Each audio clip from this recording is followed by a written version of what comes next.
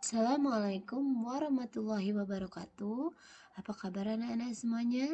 Berjumpa lagi bersama Ibu Ayu Wulandari di mata pelajaran Sejarah Indonesia kelas 10. Baiklah anak-anak, pada pertemuan kali ini kita akan belajar mengenai kerajaan-kerajaan yang bercorak Hindu-Buddha. Nah, sebelum kita memulai video pembelajaran, apabila ada pertanyaan, silakan tulis di kolom komentar. Jangan lupa beri nama dan kelas. Baiklah anak-anak, selamat belajar, tetap semangat, sampai berjumpa lagi pada materi-materi berikutnya. Wassalamualaikum warahmatullahi wabarakatuh.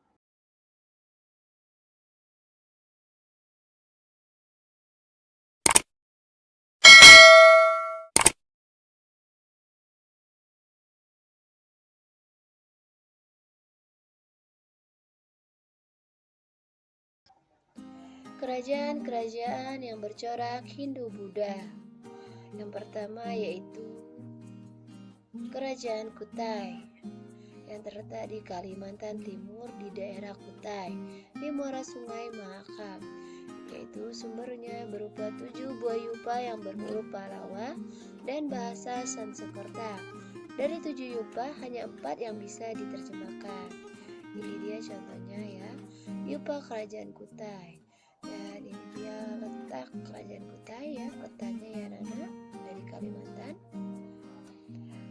Yang kedua, Kerajaan Tarumanegara, yaitu sebuah kerajaan yang pernah berkuasa di wilayah barat Pulau Jawa pada abad ke-4 hingga ke abad ke-7 Masehi. Kerajaan Tarumanegara adalah kerajaan Hindu beraliran Wisnu. Raja yang pernah berkuasa dan sangat terkenal dalam catatan sejarah adalah Purnawarman. Pada tahun 417, ia memerintahkan penggalian sungai Gemati dan Chandrabaga di kali-kali Bekasi sepanjang 6.112 tombak dan atau sekitar 11 km. Selesai penggalian, Sang Prabu mengadakan selamatan dengan menyedekahkan 1.000 ekor sapi kepada kaum Brahmana. Tahu bisa disebut dengan prasasti Tugu. Prasasti terkenal yaitu Jaruteut, kebun kopi, jambu dan kebun awi serta tugu dan lain-lain.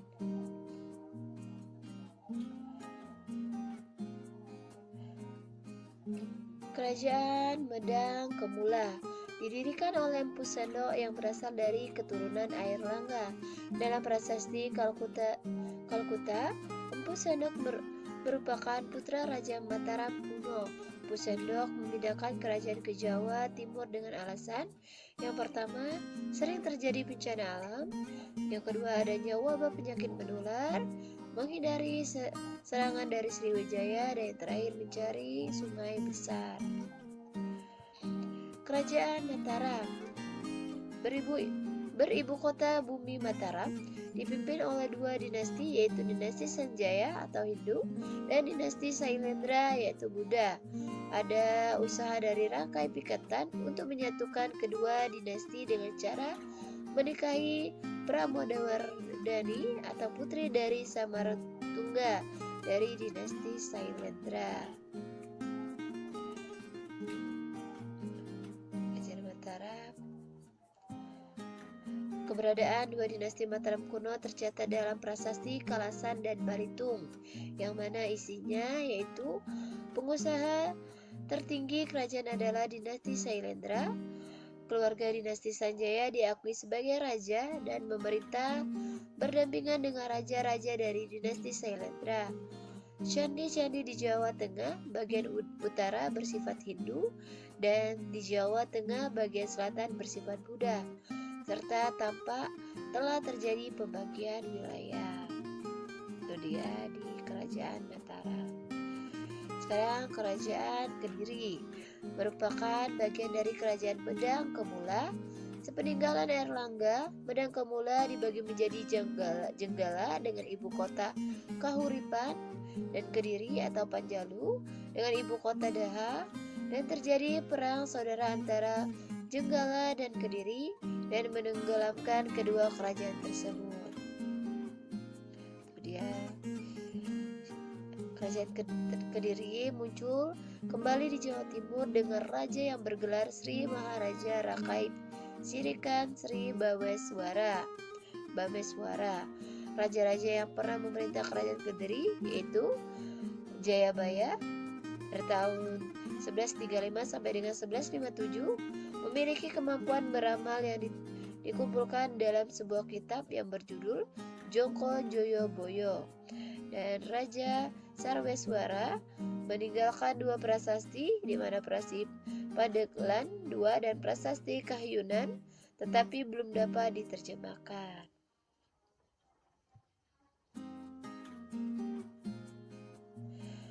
Sri Aryaswara dengan nama lengkap Sri Maharaja Rakai Hino Sri Aryaswara Madhusudana Watararijaya yang meninggalkan Lencana Ganesha, dan Sri Gandra meninggalkan prasasti Jari.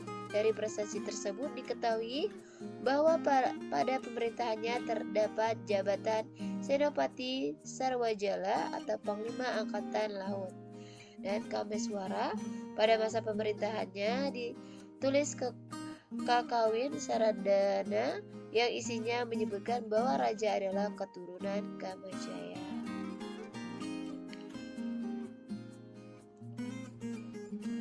Kertajaya yang merupakan raja terakhir Kediri. Rencana kerajaannya adalah Sangka atau siput terbang dan Garuda Muka. Pada masa pemerintahan terjadi pertentangan dengan kaum Brahmana. Kertajaya dianggap melanggar agama dan memaksa mereka menyembahnya sebagai dewa. Kaum Brahmana meminta perlindungan dengan Ken Arok, Aku Tumapel. Ken Arok berhasil mengalahkan Kertajaya dan menandakan berakhirnya kerajaan Kediri. Kerajaan Kalingga dipimpin oleh seorang Ratu Sima yang dikenal memiliki peraturan barang siapa yang mencuri akan dipotong tangannya. Prasasti peninggalan kerajaan Holing adalah prasasti Tukmas. Prasasti menyebutkan tentang mata air yang bersih dan jernih. Sungai yang mengalir dari sumber air tersebut disamakan dengan Sungai Gangga di India.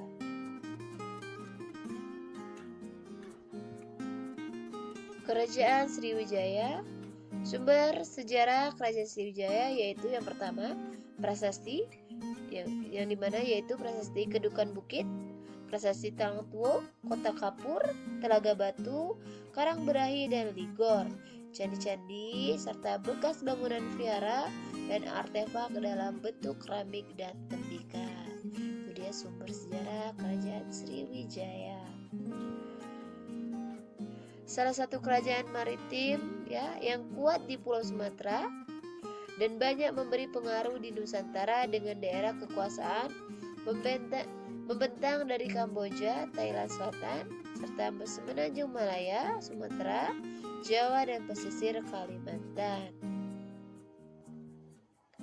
Sriwijaya tumbuh menjadi kerajaan maritim di Asia Tenggara dan menguasai perdagangan laut karena hal-hal berikut, di mana letak Sriwijaya strategis, berada pada jalur perdagangan India dan Cina.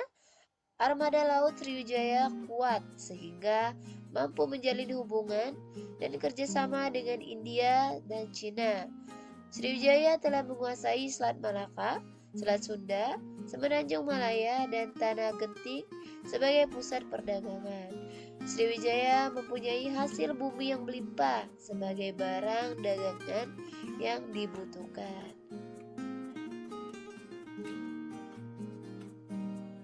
Ini dia persebaran Kerajaan Sriwijaya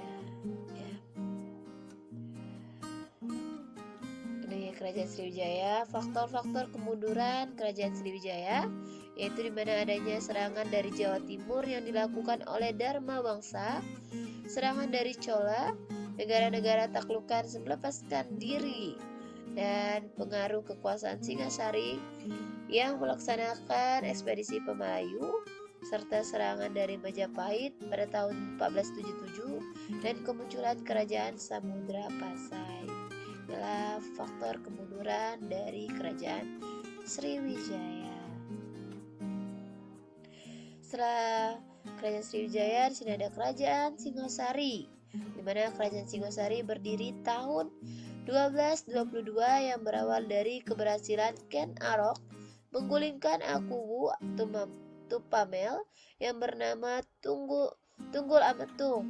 Sumber-sumber berupa prasasti dan kitab antara lain Kitab Raraton, Kitab Negara Kertagama, dan Berita Cina, serta candi-candi. Inilah sumber-sumbernya berupa prasasti dan kitab.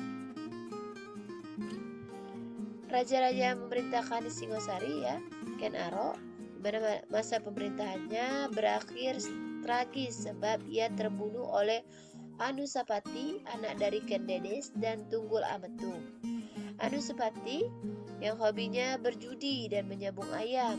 Kegemaran itu dimanfaatkan oleh Tohjaya, anak dari perkawinan Ken Arok dan Ken Umang, dengan menikam keris yang digunakan Anusapati untuk membunuh Ken Arok. Ini balas dendam ya, anak dari Ken Arok.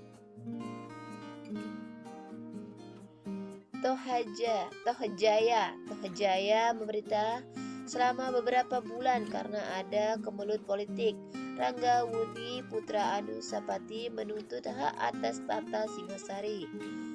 Wisnuwardana Ranggawuni naik tahta Singosari dengan bergelar Wisnuwardana.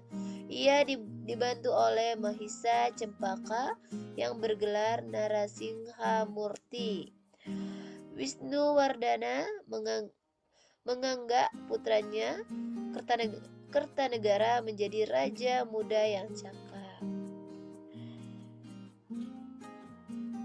Kertanegara, beberapa kebijakan Kertanegara antara lain yaitu mengganti Mahapati Rangganata terhadap cita-cita Kertanegara menyatukan seluruh Nusantara di bawah Panji Singosari, mengirimkan ekspedisi militer bernama Ekspedisi Pamalayu ke Sumatera, menjalin persahabatan dengan Raja Campa. Singosari runtuh akibat pemberontakan Jaya Katuang. Kekuatan militer makin lemah karena pengkhianatan Arda Raja dan serta putra Jaya Katuang. Ya.